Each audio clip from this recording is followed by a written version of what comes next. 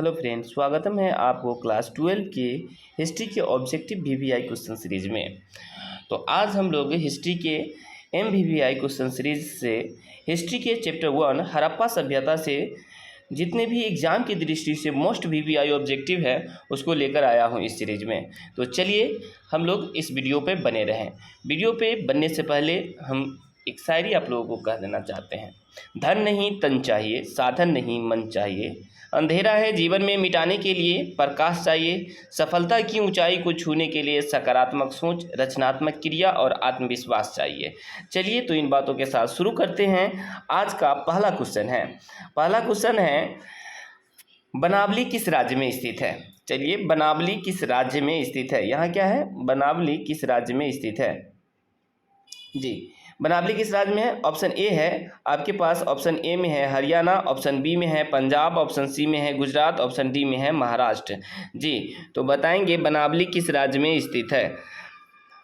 यहाँ मैंने आपको जब ऑफलाइन क्लास चल रहा था उसमें मैंने बताया भी था बनावली किस राज्य में स्थित है।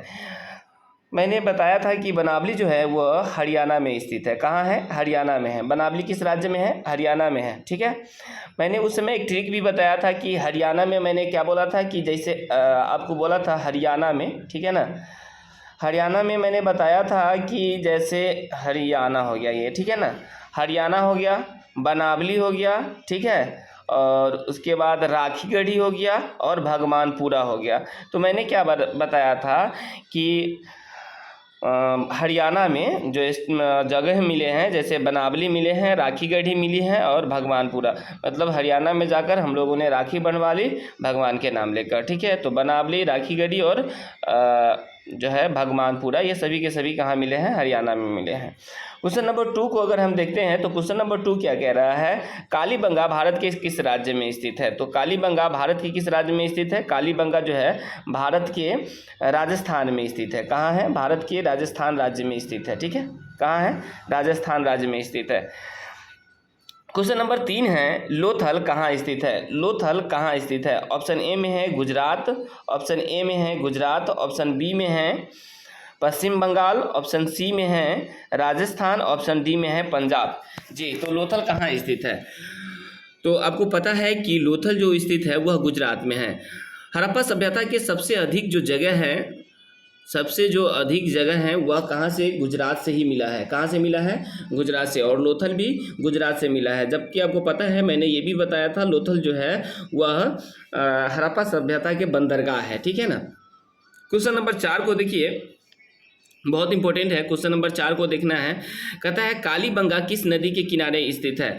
यहाँ से क्वेश्चन आता रहता है और यह बहुत ही इंपॉर्टेंट क्वेश्चन है दोस्त। कालीबंगा किस नदी के किनारे स्थित है। आपके पास ऑप्शन ए में है रावी, ऑप्शन बी में है सिंधु, ऑप्शन सी में है सतलज, ऑप्शन डी में है सरस्वती।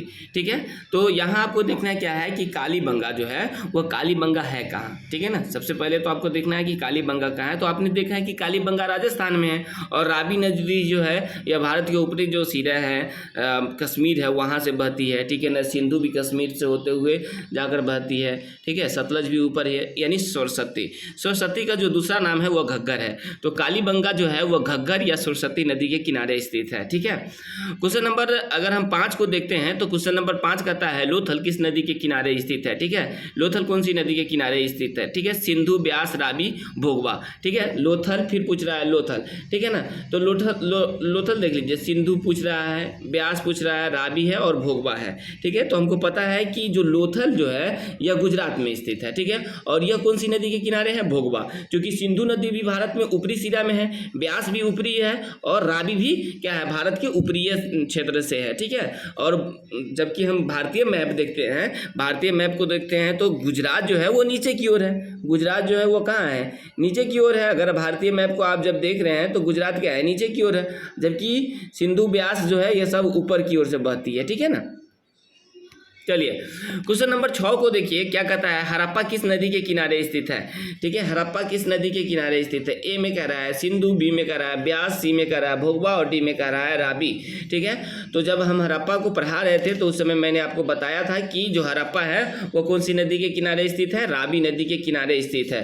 ठीक है, क्वेश्चन नंबर 7 को देखिए कहता है मोहनजोदड़ो किस नदी के किनारे स्थित है। मोहनजोदड़ो किस नदी के किनारे स्थित है। ठीक है ना, देखिए ये क्वेश्चन ये भी आता है मोहनजोदड़ो का क्या अर्थ होता है, तो इसका जो अर्थ होता है वो मृतकों का टीला होता है। ठीक है, और हड़प्पा सभ्यता में अगर सबसे कोई महत्वपूर्ण जगह है तो वो मोहनजोदड़ो है। ठीक है, और सबसे बड़ा जगह जो है हड़प्पा सभ्यता का है वो मोहनजोदड़ो ही है। अगर आपसे पूछा जाता है कि भारत में जो हड़प्पा सभ्यता के या सिंधु घाटी सभ्यता के सबसे बड़ा स्थल कौन मिला है तो वो लोथल हो जाएगा। लेकिन अगर पूछ दिया जाए, डायरेक्ट पूछा जाता है तो ये मोहनजोदड़ो होगा। ठीक है ना, मोहनजोदड़ो अभी वर्तमान में पाकिस्तान में पड़ता है। ठीक है, तो मोहनजोदड़ो किस नदी के किनारे स्थित है। आपके पास ऑप्शन ए में क्या कह रहा है, रावी, ऑप्शन बी में सतलज, ऑप्शन सी में सिंधु और ऑप्शन डी में ब्यास। देखिए मोहनजोदड़ो है वो सिंध प्रांत में पाया जाता है और सिंध प्रांत से याद रखिएगा कि वो सिंधु नदी के किनारे है। कौन सी नदी के किनारे है, सिंधु नदी के किनारे है। Date clear. चलिए क्वेश्चन नंबर 8 को देखिए, क्वेश्चन नंबर 8 क्या कह रहा है, हड़प्पा सभ्यता की मोहरें किस चीज की बनी होती थी। जो हड़प्पा सभ्यता की मोहरें थी वो किस चीज की बनी होती थी। आपके पास ऑप्शन ए में है लोहा, ऑप्शन बी में है तांबा, ऑप्शन सी में है कांसा, ऑप्शन डी में है सेलखड़ी। ठीक है, तो यहाँ की जो मोहरे थे वह एक प्रकार की पत्थर था, सेलखड़ी। ठीक है ना, सेलखड़ी जो पत्थर था इसी पत्थर से बना हुआ था। लोहा के तो ज्ञान ही नहीं था हड़प्पा वासियों को, तांबा और कांसा का था लेकिन इसका मोहर उन्होंने नहीं बनाया था। इससे स्टेचू बनाया था लेकिन मोहरे नहीं बनाया था। इसलिए हम जो इसका पूरा तत्व ये खोदैया के दौरान अगर मिला है जो भी मोहरे तो वो सेलखड़ी का था, एक प्रकार की पत्थर है सेलखड़ी, इसी चीज़ से मिला है। ठीक है, हाँ दोस्त, अब आप हमको यह बताएं कि आपको वीडियो कैसा लग रहा है। यदि आपको वीडियो अच्छा लग रहा है तो चैनल को सब्सक्राइब कीजिए और अपने दोस्तों के पास शेयर करते रहें। ठीक है, और इस वीडियो का जो PDF है वो मैं डिस्क्रिप्शन बॉक्स में डाल दूंगा, आप वहां से जाकर इसका PDF भी डाउनलोड कर सकते हैं। ठीक है, तो चलिए आगे शुरू करते हैं। क्वेश्चन नंबर 9 क्या कहता है, सिंध वासियों को किस धातु को ज्ञान नहीं था। बहुत इंपॉर्टेंट क्वेश्चन है, कई बार एग्जाम में आ चुका हुआ है। सिंध वासियों को कौन सी धातु का ज्ञान नहीं था, तो मैंने अभी बताया है कि सिंध वासी जो था उसको लोहा का ज्ञान नहीं था, जबकि तांबा के ज्ञान था, सोना चांदी का ज्ञान था। ये सारी चीजें मिले हैं, जबकि लोहा का साक्ष्य सिंध वासियों को कहीं से नहीं प्राप्त हुआ है। इसलिए यह माना गया है कि सिंध वासियों को लोहा का ज्ञान नहीं था। क्वेश्चन नंबर 10 को अगर हम देखते हैं तो क्वेश्चन नंबर 10 क्या कह रहा है, क्वेश्चन नंबर 10 कह रहा है कि हड़प्पा सभ्यता किस युग की सभ्यता थी। ए में है पूरा पाषाण युग, बी में है नव पाषाण युग, सी में है कांस्य युग, डी में है लौह युग। ठीक है, तो पूरा पाषाण युग तो था नहीं भाई, नव पाषाण युग था नहीं, लोहा वाला का ज्ञान था ही नहीं, तो कांस्य युग होगा। यानी राइट आंसर क्या हो जाएगा इसका, सी हो जाएगा। राइट आंसर क्या हो जाएगा, सी हो जाएगा। क्वेश्चन नंबर 11 को देखिए क्या कर रहा है, हड़प्पा सभ्यता के लोग उपासना करते थे। यानी हड़प्पा सभ्यता के जो लोग थे वो किसको मानते थे, विष्णु भगवान को मानते थे या वरुण को मानते थे या मातृ देवी को मानते थे या इंद्र को मानते थे। तो आप जब हड़प्पा सभ्यता को पढ़ेंगे तो आपको पता चलेगा कि वो जो है मातृ देवी को मानते थे। ठीक ना, चलिए क्वेश्चन नंबर 12 को देखते हैं। क्वेश्चन नंबर 12 क्या कह रहा है, हड़प्पा सभ्यता का स्वरूप क्या था, मतलब जो पूरे शहर थी वो किस आधार पर बना हुआ था, किस आधार पर बसा हुआ था पूरे शहर।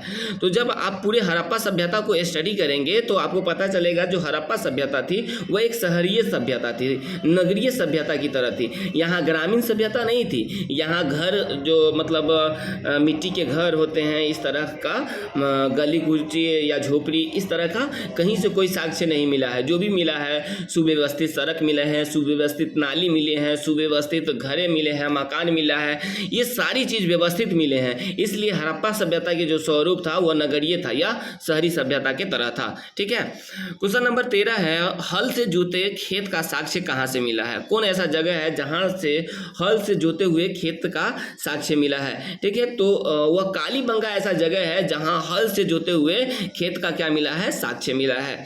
ठीक है, तो इस तरह से ऑप्शन ए क्या हो जाएगा, राइट हो जाएगा। क्वेश्चन नंबर 14 देखिए, क्वेश्चन नंबर 14 क्या कह रहा है, मोहनजोदड़ो का उत्खनन किया था। मोहनजोदड़ो का उत्खनन किसने किया था? ऑप्शन ए में है दयाराम साहनी, ऑप्शन बी में है जॉन मार्शल, ऑप्शन सी में है आर.डी. बनर्जी मतलब राखलदास बनर्जी, और ऑप्शन डी में है आर.एस. बिष्ट।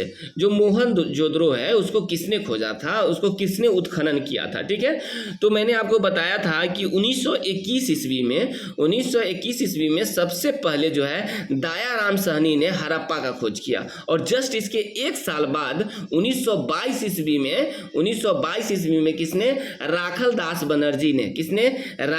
बनर्जी ने भैया क्या किया था? मोहनजोदड़ो का खोज किया था। तो इस तरह से हमारा राइट आंसर हो जाएगा R D. Banerjee, Rakhaldas Banerjee, option C right हो जाएगा।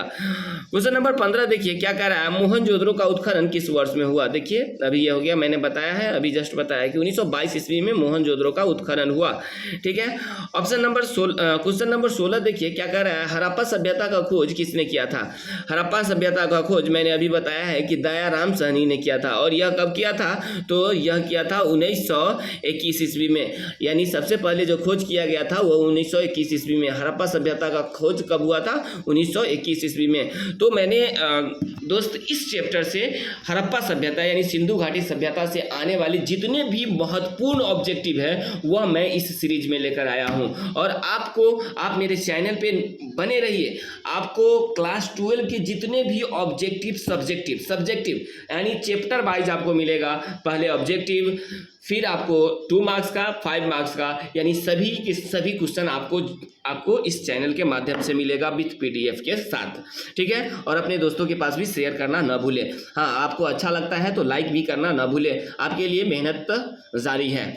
ठीक है, मैं चाहता हूँ कि आप जितना हो सके अच्छा से अच्छा मार्क्स प्राप्त करें, और ये टारगेट हम लेकर चल रहे हैं कि 450 का टारगेट बनाए हुए हैं, जो अगर आप पूरे यहाँ से तैयार कर रहे हैं आप इस चैनल से, तो 450 का टारगेट लेकर हम लोग चल रहे हैं। ठीक है, क्वेश्चन नंबर 18 को देखिए। क्वेश्चन नंबर 18 क्या कर रहा है, सिंधु सभ्यता का बंदरगाह कौन था? जो बंदरगाह मैंने अभी बताया था कि सिंधु सभ्यता के जो बंदरगाह है जहाँ पे जहाजें आती थी, जहाजें रुकती थी, उसको हम बंदरगाह कहते हैं। ठीक है ना, तो सिंधु सभ्यता की जो बंदरगाह था वो लोथल था। कौन था? लोथल था। ठीक ना। क्वेश्चन नंबर 19 है, सिंधु वासियों के प्रमुख देवता कौन था?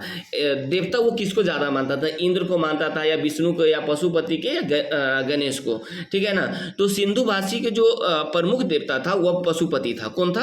पशुपति था। ठीक है, आपको इस तरह से ऑप्शन मिलेगा तो आप पशुपति में लगाएंगे। ठीक है, क्वेश्चन नंबर 20 क्या कहता है, सिंधु सभ्यता किसके समकालीन नहीं थी? देखिए विश्व की 4 सभ्यता थी, विश्व में 4 सभ्यता, जो चीन की सभ्यता, मिस्र की सभ्यता, मेसोपोटामिया की सभ्यता और सिंधु घाटी सभ्यता। देखिए चीन की सभ्यता, मिस्र की सभ्यता, मेसोपोटामिया सभ्यता और सिंधु सभ्यता, यह सब एक दूसरे की क्या थी? समकालीन थी। लेकिन यहाँ पूछ रहा है कि समकालीन नहीं थी, तो इसमें क्या होगा? क्रीट की सभ्यता इसकी समकालीन नहीं थी। यह क्वेश्चन कभी कभी आ जाता है कि निम्न में से कौन सिंधु सभ्यता के समकालीन थी? जब आपको समकालीन पूछा जाएगा तो उस समय हमको क्या कहना है, इसमें ऑप्शन जरूर रहेगा। क्या तो मेसोपोटामिया रहेगा, नहीं तो मिस्र रहेगा। ज़्यादातर ऑप्शन मेसोपोटामिया होता है। ठीक है, तो समकालीन मेसोपोटामिया में आप लगाएंगे। ठीक है, क्वेश्चन नंबर 21 को देखते हैं। देखिए क्वेश्चन नंबर 21 क्या कहता है, सिंधु घाटी सभ्यता में विशाल स्नानागार का अवशेष कहां से प्राप्त हुआ है? ऑप्शन ए में है हड़प्पा, ऑप्शन बी में है मोहनजोदड़ो और ऑप्शन डी में है लोथल। जो यहाँ से सबसे बड़ा स्नानागार जो है वो कहाँ से मिला है? तो हम जानते हैं कि सबसे बड़ा जो स्नानागार है वो मोहनजोदड़ो से मिला है सिंधु घाटी सभ्यता में। तो मैंने देखा है कि इस चैप्टर से जितने भी ऑब्जेक्टिव क्वेश्चन है, जो MVVI है, मोस्ट VVI है दोस्त, वह मैं हड़प्पा सभ्यता से यानी सिंधु घाटी सभ्यता से आने वाले जितने भी इंपॉर्टेंट ऑब्जेक्टिव है वह मैं लाकर यहाँ दिया हूँ, और इसका PDF भी आपको डिस्क्रिप्शन बॉक्स में मिल जाएगा। ठीक है, तो आप देखना ना भूले, अपने दोस्तों के पास शेयर करना ना भूले, और चैनल पे नए हैं तो सब्सक्राइब करना भी ना भूले, क्योंकि मैं यहाँ आपके लिए लेकर आ रहा हूँ ऑब्जेक्टिव और सब्जेक्टिव चैप्टर वाइज, जो आपके यूट्यूब की दुनिया में सब कोहराम मचा देने वाला, मतलब MVVI जो ये सीरीज चल रहा है दोस्त, काफ़ी मोस्ट VVI सीरीज चल रहा है, और इससे जुड़ना आपके लिए काफ़ी हेल्पफुल साबित होगा। इसलिए चैनल पे बने रहें और अपने दोस्तों के पास भी शेयर करते रहें। ठीक है, थैंक यू, बाय बाय, फिर मिलेंगे अगले वीडियो में, तब तक के लिए थैंक यू।